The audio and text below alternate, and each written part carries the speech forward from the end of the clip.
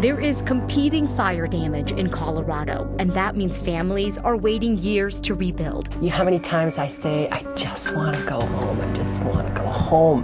They are trusted to care for our children, to teach them and guide them, but it's hard to guess from the way teachers are paid in Colorado. Before you ignore the next ozone alert, know that this is one of the few times we can say your decision has an impact right away. And I never thought in my life when I started this that I actually had it in me. With 13 Ironman competitions under her belt, this athlete's start isn't what you expect. It's almost like a dream of cooler days until you see what this toddler got his hands on. That's next. Colorado is #1 in a ranking that we do not want to be #1.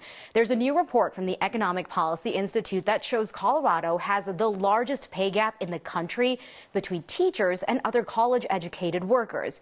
Paying teachers, though, more is not as simple as just saying we should pay teachers more. Our Marshall Zellinger explains why.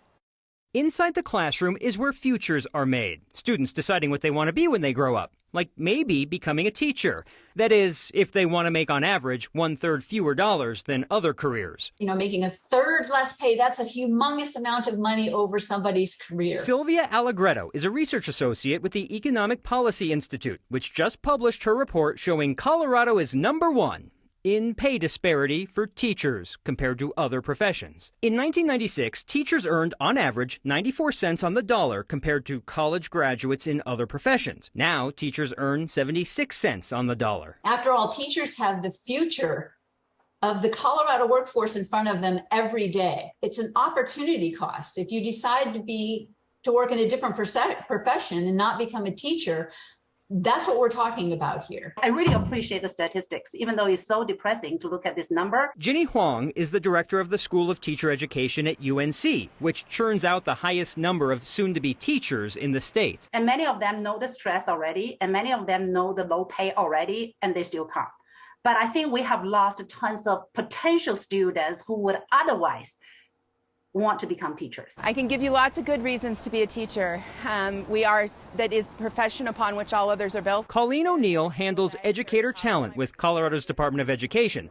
Think of any profession. Talent relies on money, salary. Teacher salaries are dictated by local school boards based on the funds they receive, mostly from local property taxes. I think it really is just making sure that there's more equitable distribution of funds for those school districts that may not be able to raise the mill levies to be able to pay their teachers differently. We pushed legislation to create the teacher pay fund. As part of the Colorado Education Association, Amy Baca-Olert helped get a bill passed and signed into law that would fund teacher salaries with state money if voters approve a statewide tax increase that has not yet been put on the ballot. I've seen and heard people say, let's just create a GoFundMe and people can contribute their Tabor refund checks to the GoFundMe and then we can fund our schools. Well, that's the point of taxes. That's how we fund our schools. If we want to talk about funding our schools, some of the conversation is about the check you're getting in your mail, that Tabor refund. This would be very controversial, but just picture for a minute, Anusha, if that $750, I've been told not to say and in between, $750 or $1,500 check, let's say you didn't cash that because you never got it back. If the state got to keep that, some would argue, hey, you could solve the education problem. And if people were interested in that, I mean, what does it take?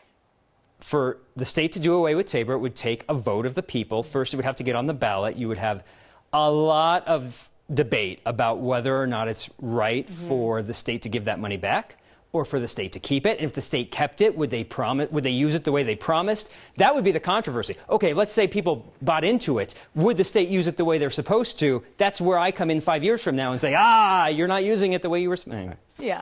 You know, I mean, as somebody who's already seen the magic of a good teacher with my son, who's not even one yet, this is such an important topic. So thank you so much for giving us some context on it. Well, first it was Superior. Now other places in Boulder County with new stricter gun laws are getting sued. The far-right gun rights group Rocky Mountain Gun Owners filed lawsuits this week hoping to stop gun laws in the city of Boulder, Louisville, and Boulder County. RMGO is arguing that these bans on semi-automatic rifles and large-capacity magazines are unconstitutional. They're banking on a recent Supreme Court decision striking down a New York gun law. Last month, the group got a judge to issue a temporary injunction pausing similar laws in Superior. The cities and the counties, they were all working together to craft these laws and then pass them around the same time. RMGO says that their next lawsuit could be against Lafayette, which passed fewer rules than its neighbors. The state health department is asking for your attention when it comes to the monkeypox. They know a lot of people, they are looking for vaccines, but there simply are not enough right now. Health leaders are saying, though, that it could get better with more shipments from the feds and then smaller doses approved by regulators. Cases are going up here in Colorado, 168 reported across the state. That is 100 more than a month ago. This is found in 19 counties across the state, mostly in the metro area. And CDPHE says 6 people did have to go to the hospital because of the virus. The reason we're concerned and paying attention is because we have an opportunity that I think was much greater than we had with COVID to actually control it. So that's the reason we're talking to you and the reason we want to get this message out. It was a rare CDPHE press conference where COVID wasn't the biggest topic. State health leaders did say, though, that COVID cases are dropping after peaking earlier in the summer, and that most people who are testing positive now are sick with Omicron BA.5 subvariant. Losing a home in a wildfire has become far too common in Colorado. How quickly you're recovering, though, is depending on where you live, as families are working to rebuild neighborhoods in Boulder County after the Marshall Fire. The same goes in Grand County, where the East Troublesome Fire destroyed nearly 400 homes 2 years ago. But recovery there is moving much slower. There aren't enough builders to recover quickly in both places. Here's Mark Salinger. With time comes healing. Get it. Yeah. Come on. This used to be our garage right here. We had a concrete slab right here. Yet recovery can take far too long. Jeez. Julie Knopf It's just knows that. never expected that I would be still looking at a hole in the ground at this stage in the game. New life shields the scars of the East Troublesome Fire on the mountainside. It's just a big hole in the ground. Growth is slower That's the where Julie's home used to be. whew. It's still just like that. I can. 2 years later, home You never think you're not going back home. is an RV sitting on her burned property. I never thought at this point I would be looking at least another year and a half. If we're lucky, we can build next spring. We can get started if we're lucky. After the fire, Julie and her husband moved into a rental property. The insurance money ran out. Insurance expects that you should be able to be living in your rebuilt home in 2 years.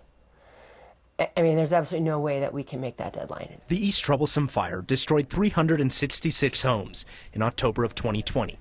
2 years later, only 124 permits have been issued to people planning to rebuild. How many times I say, I just want to go home. I just want to go home. Hundreds of people like Julie want to rebuild, but can't. There's companies that we've talked to and worked with that are 2 years out. There are few builders and construction crews in rural Grand County. When the Marshall Fire destroyed 1,000 homes in Boulder County last year, all the builders that used to come up from the metro area to help relocated to jobs along the Front Range. I never expected to be living in a camper on property that is still not much further than it was when the fire happened. If time heals, Julie prays that time comes soon. We have a beautiful place, and hopefully we just get to make it beautiful again. It'll be our home. Hopefully. Julie is one of hundreds of people who lost their homes in Grand County who still haven't even gotten to the point where they can apply for a building permit. It's estimated about 80% of East Troublesome survivors are planning to rebuild, meaning more than half of the people who lost their homes and want to rebuild still have not even started construction yet, 2 years after the fire, Anusha. And what about rent? I mean, do they have help with that? What is that reality like for her? Yeah, the insurance company that she had, they were helping out with rent for the first 2 years. And now she said if they wanted to continue renting by herself, she would have had to pay out of pocket for a 3 to 5 bedroom home like she was looking for. She says some rentals in Grand County were going for up to $15,000 a month. I mean, completely unaffordable. Oh, your heart breaks for them after all they've been through. Thank you so much, Mark. Really appreciate it. The Suncor Refinery in Commerce City will have to do a better job of watching what chemicals it's sending into the air. Today, the State Health Department's Air Pollution Control Division announced stricter requirements for the facility's air quality monitoring. What this means is the company will have to add another set of monitoring sites along Brighton Boulevard. That's in addition to 5 locations along the refinery's border. The sites will be checking the air 24/7, and CDPHE will make Suncor watch for more chemicals than is required by law. The refinery also has to alert neighbors faster when emissions spike. CDPHE is making these changes after they were getting feedback from you, from the community. Some neighbors are not thrilled that the Suncor got to do their monitoring themselves, so there are groups setting up their own air quality systems in people's backyards instead. They're set to raise our rates twice this year. Now Xcel wants permission to add more to our bills. We don't get to share instant gratification when fighting climate change a lot, but today we can, and we're talking about ozone alerts. You got to start somewhere, one step at a time. We'll meet an athlete on a history-making journey, one step and smile at a time. Next.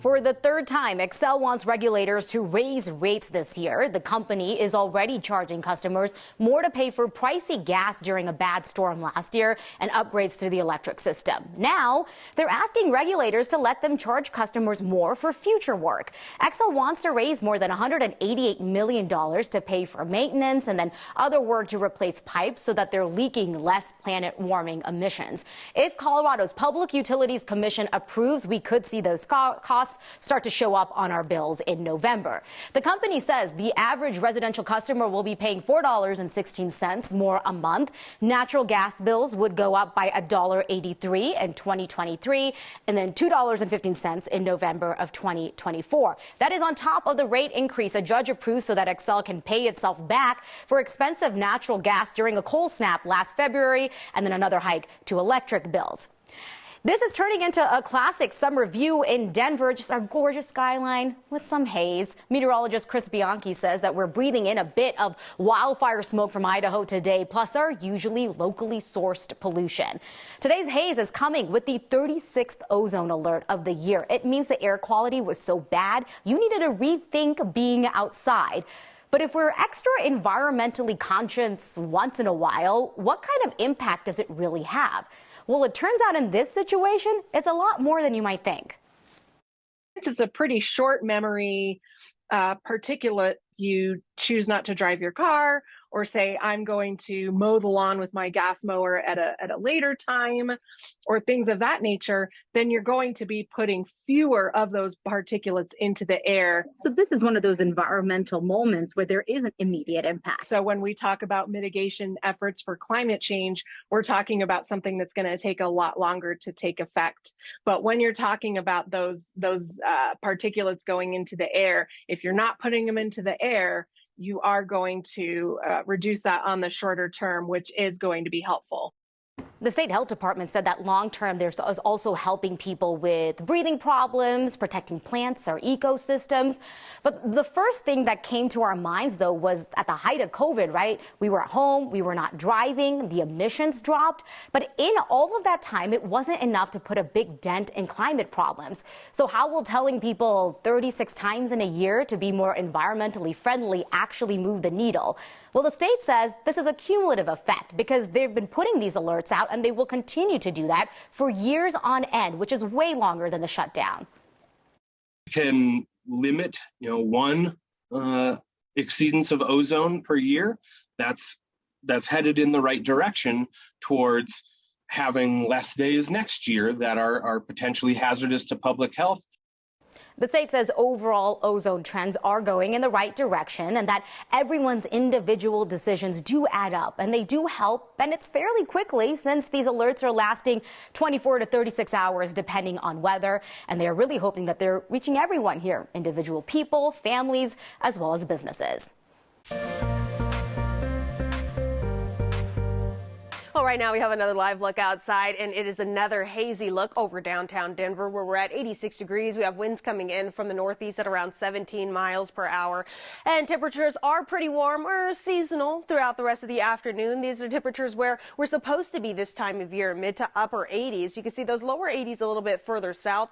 83 in Colorado Springs, and we're seeing those 60s, 70s, 80s in the high country. Pretty hot out west, 94 right now in Grand Junction. And yes, today is another day where we have one of those air quality alerts for high levels of ozone. This is set to last until 4 o'clock tomorrow and could be extended for another 24 hours. But as far as our radar goes, we only have one little active spot. We have some showers and storms over the Four Corridors region, but the rest of us are likely to stay pretty dry. So tonight we're going to see mostly clear skies, those temperatures dropping into the low 60s. We cool down as we get closer into the weekend, lower 80s tomorrow and Saturday. We're in the mid 80s Sunday. Each day we're going to watch for some sort of shower and storm chances. She's making history, doing something she herself never thought she could. It's the most amazing experience that I ever done in my whole life. This super athlete is defying expectations with every race. Next.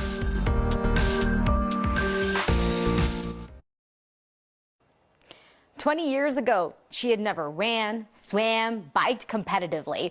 But now at 60 years old, Jeanette Sorensen Hickok is an accomplished triathlete who's completed 13 Ironman competitions and is making history.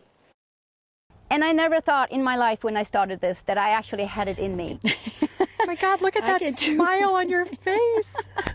I can't believe after 6 miles of swimming, you have that smile on your face. You are crazy. I'm Jeanette, and I just finished an ultra triathlon. Jeanette is absolutely amazing. So it's 2.5 times longer than an Ironman. Jeanette is the most driven person I've probably ever met, but not only is she driven, she does it with a smile. I turned 60 this year, and so a goal was to do an ultimate challenge. So I found this as my ultimate challenge, and I did it. That one said day 2 finish. Once again. Yep. Huge smile. I want everyone to understand the extent of this. It was literally 6 miles of a swim on the first day in the Baltic Sea, and then she biked 118 or 120 miles, went to sleep for 5 hours, then biked 220 more miles. And then the third day, she ran 14 miles, she swam 2 miles, and then she ran another 44 miles. And I ran in this little tiny finish line with a few people there supporting and cheering me on, and that was like the most amazing feeling that I knew that I had accomplished this, and I did it. I'm seriously, I'm so proud of you. Thank you. You are so amazing. That is so cool. Big thanks to photojournalist Corky Scholl for that story. Jeanette says race organizers told her she is the first person over the age of 50 to finish this ultra triathlon called Ultra Tri Sweden. The most Colorado thing we saw today might have you dreaming of some cooler days. We've got that and your feedback next. The most Colorado thing that we saw today is a sign of cooler times, kind of. At first, it kind of looks like this mirage of a fountain covered in snow. If only. Megan says her 2-year-old just poured his entire bottle of bubbles into the fountain when she wasn't looking. If you got something that makes you think thinks Colorado, share it with us with the hashtag HeyNext or email next@9news.com. Liz was asking about the pay disparity for teacher story and if the summers off and holidays were taken into account. Marshall says yes, it was addressing the idea of a 9-month job versus a 12-month job. Thanks for hanging out. We'll see you next time.